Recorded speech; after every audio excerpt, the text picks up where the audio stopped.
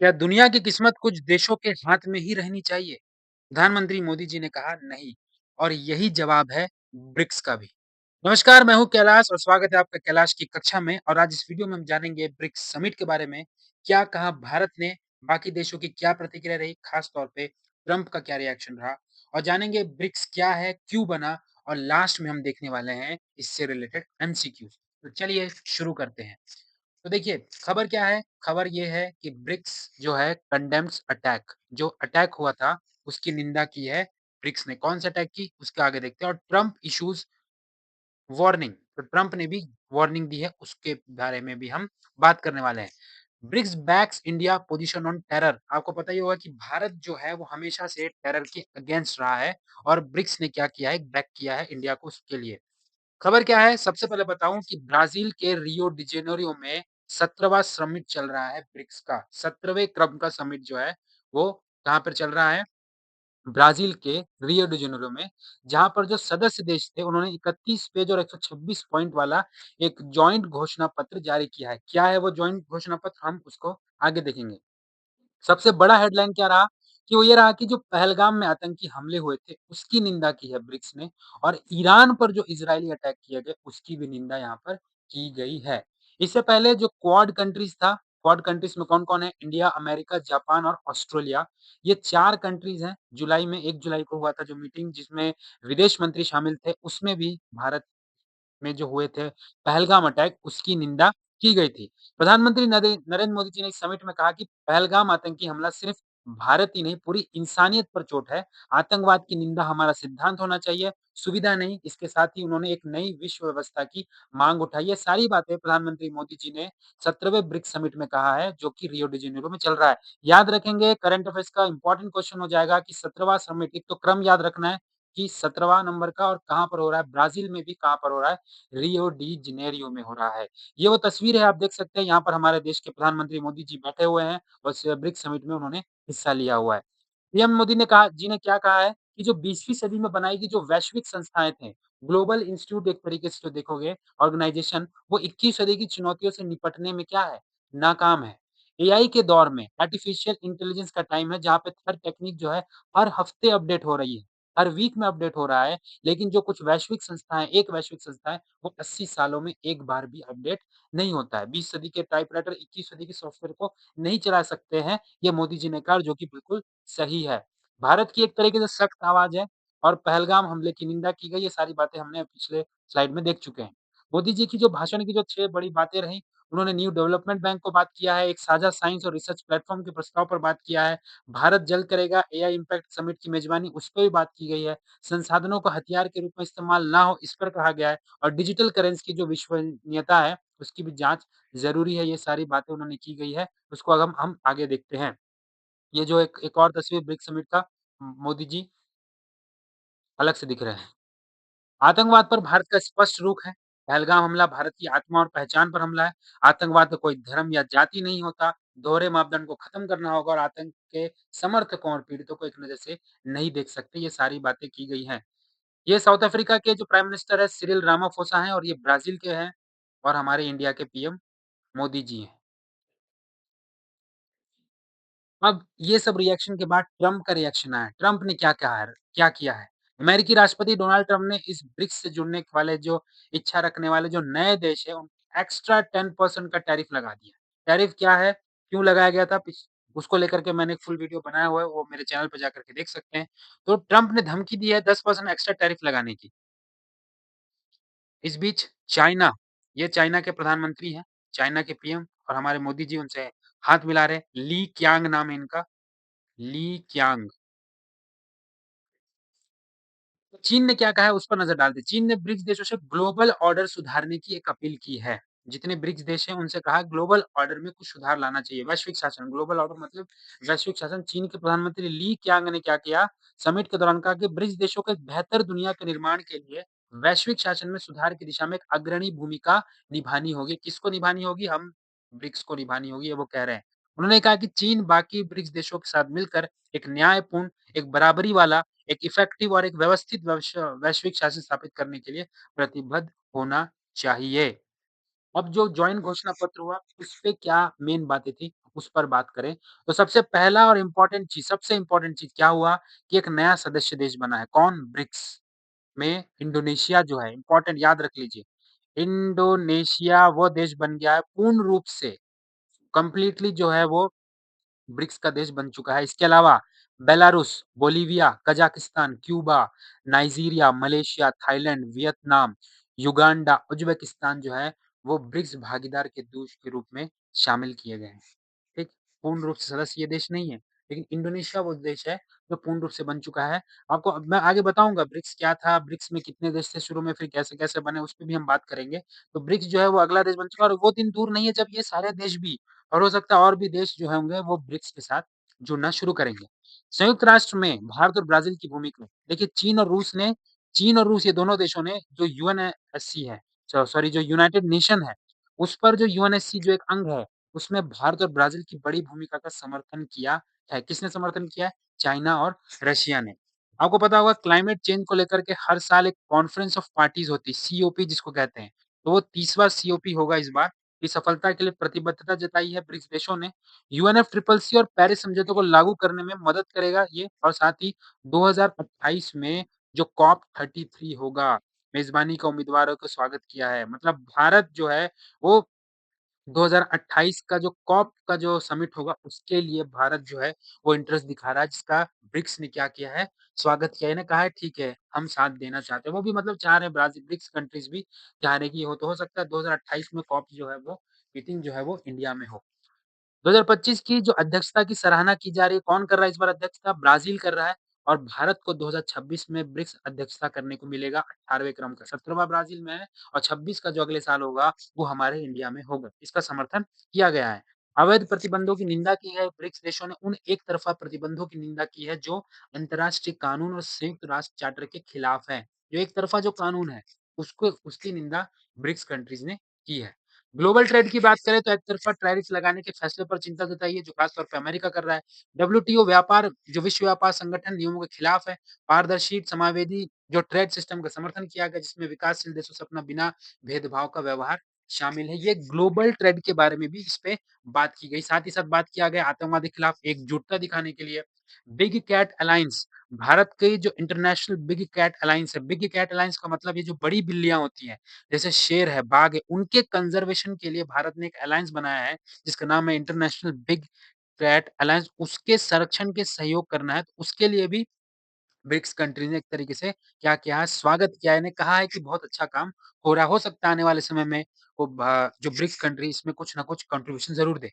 New development bank, NDB की global south में विकास, ठीक है? और आधुनिकीकरण के लिए बढ़ती भूमिका की सराहना की गई है। जो एनडीपी जो काम कर रहा है, क्या काम कर रहा है? ग्लोबल साउथ में विकास का काम कर रहा है, आधुनिकीकरण कर रहा है।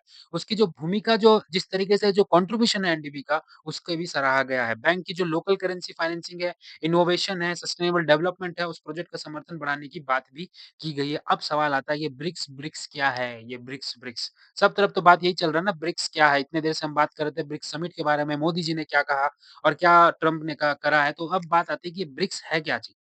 तो ब्रिक्स जो है वो 11 उभरती हुई अर्थव्यवस्था वाले देशों का एक समूह है। एक्चुअल में 11 नहीं होना चाहिए, 10 होना चाहिए क्योंकि सऊदी अरेबिया अभी पूर्ण रूप से शामिल हुआ नहीं है। 10वां देश इंडोनेशिया है। कौन-कौन है? देखिए ब्राज़ील, रूस, भारत, चीन, दक्षिण अफ्रीका है, इजिप्ट है, इथियोपिया है, ईरान है, संयुक्त अरब अमीरात है, यूएई, सऊदी अरेबिया नहीं है, अभी शामिल नहीं हुआ है, गलती से लिखा गया है और इंडोनेशिया, ये 10 देश इसमें शामिल है। मकसद क्या है इन देशों के बीच? आर्थिक, राजनीतिक और सामाजिक सहयोग को बढ़ाना। इकोनॉमिक, पॉलिटिकल और सोशल जो सहयोग है उसको बढ़ावा देना है। शुरुआत में जब बना था तो ये 4 देश थे।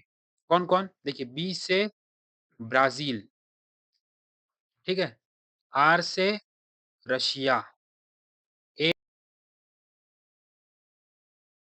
पी आर आई, आई से इंडिया, सी से चाइना। ये 4 देश थे शुरू में, जब साल 2009 में बना। तब इसका नाम था ब्रिक, BRIC ब्रिक ओनली, ठीक?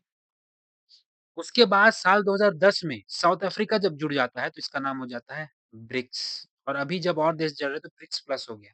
नाम कैसे पड़ा?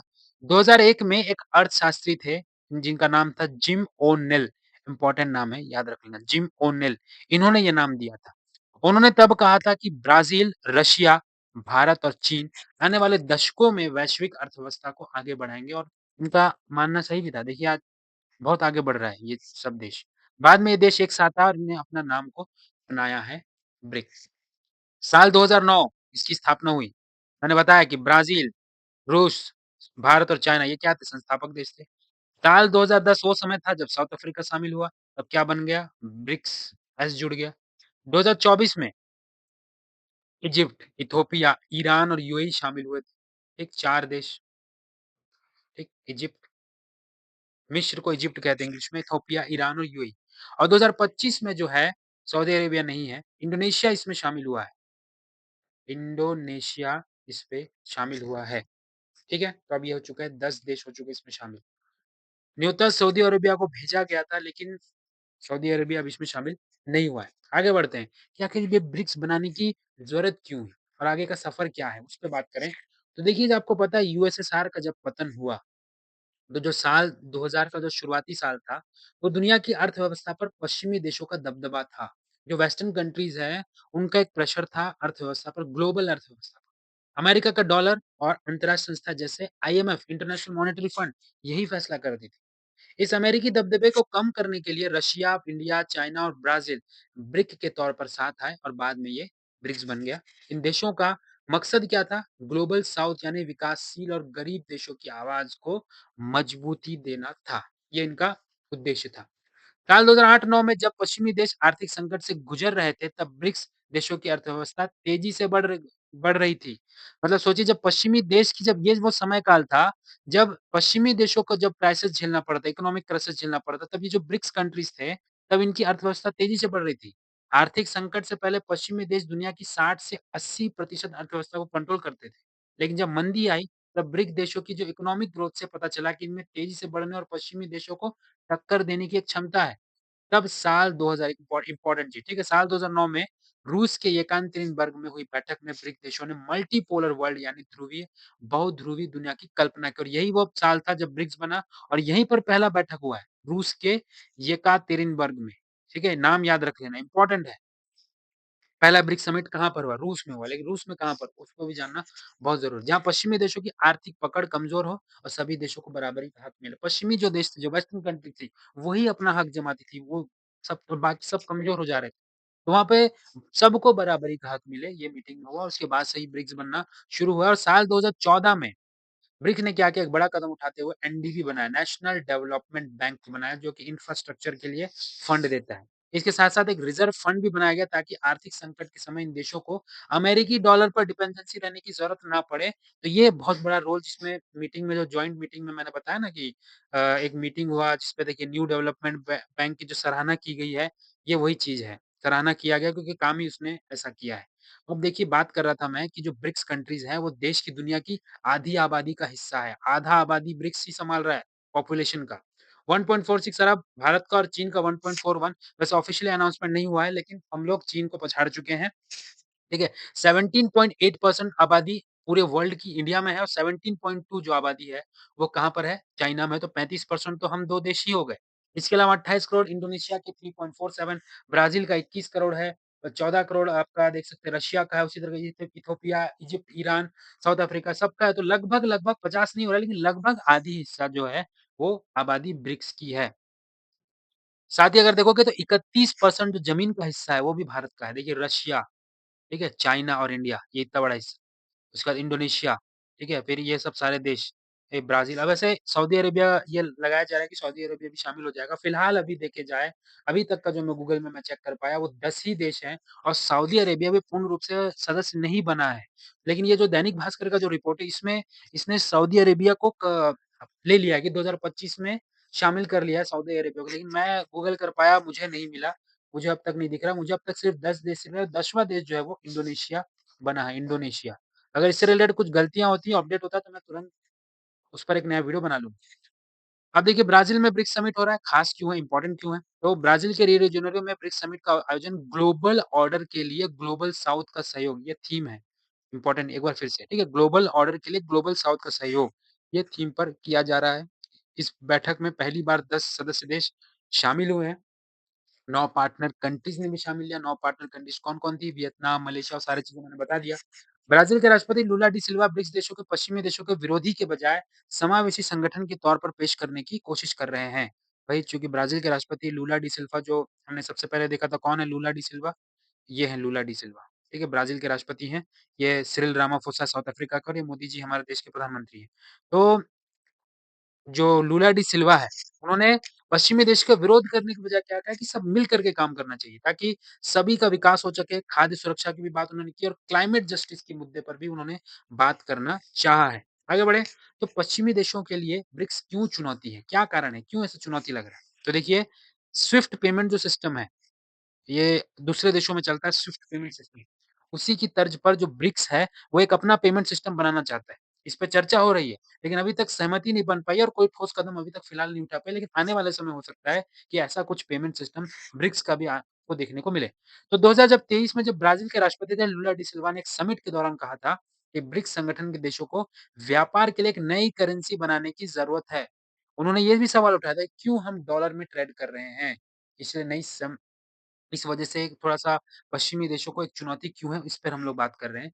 ब्रिक्स देशों के जो पेमेंट सिस्टम है, अपनी करेंसी बनाने का आइडिया हमेशा से पश्चिमी देश, खास तौर पर अमेरिका के लिए चिंता का विषय रहता है। ये यूएसए के लिए बहुत टेंशन वाली बात रहती है और इसी वजह से आप देखिए कि जो-जो देश इच्छा जता रहे हैं ब्रिक्स में जाने का, उन पे 10% एक्स्ट्रा टैरिफ लगा लिया है। ये ऐसा करके ताकि दिखाना चाह रहे हैं कि तुम उधर मत जाओ, क्योंकि हमेशा से चिंता का विषय अमेरिका के लिए रहा है। अमेरिकी राष्ट्रपति डोनाल्ड ट्रंप ने शपथ ग्रहण पहले ही पिछले साल ही दिसंबर में चेतावनी दी थी कि अगर ब्रिक्स देश ऐसा करते हैं तो उन पर 100% टैरिफ लगा देंगे, 100% सोचिए।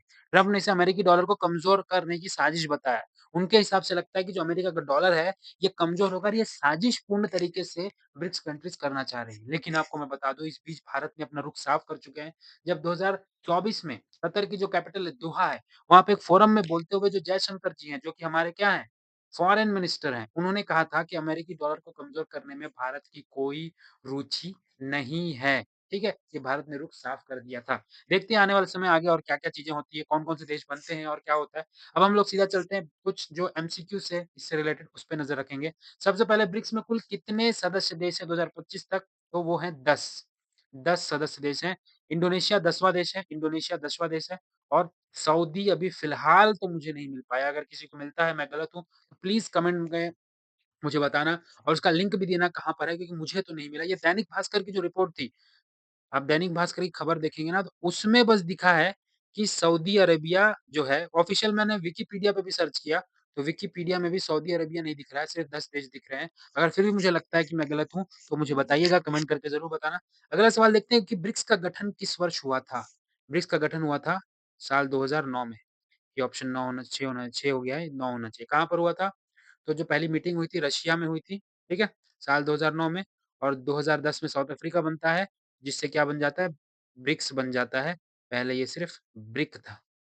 आगे देखते हैं, शामिल मूल 5 देशों में कौन नहीं है बताना है। क्या भारत, क्या रशिया, क्या इंडोनेशिया, क्या ब्राज़ील?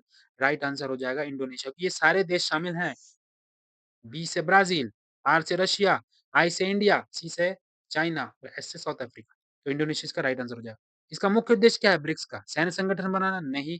पश्चिमी देशों को चुनौती देना? अब वो पश्चिमी देश अपने आप में सोच रहे हैं और दे भी रहे हैं चुनौती, लेकिन इसका उद्देश्य ये नहीं है। क्या केवल व्यापारिक समझौते करना? ये भी नहीं। इसका राइट आंसर हो जाएगा ऑप्शन सी, आर्थिक सहयोग करना और विकास करना है। हाल ही में ब्रिक्स ने जिस आतंकी हमले की निंदा की, वो कहाँ हुआ था? यह हमारे पहलगाम में हुआ था, बहुत ही दुखद घटना थी। ब्रिक्स का वर्तमान अध्यक्ष देश कौन है? तो वो कौन है?